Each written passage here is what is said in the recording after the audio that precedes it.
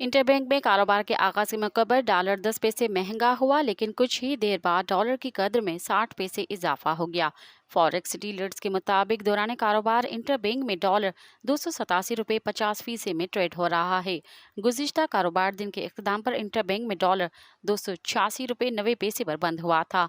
दूसरी जानिब Pakistan stock exchange में आज कारोबार का मिस्बत आगाज देखने में आ रहा है, जहां 100 इंडेक्स 55,000 की सतह अबूर की कर गया।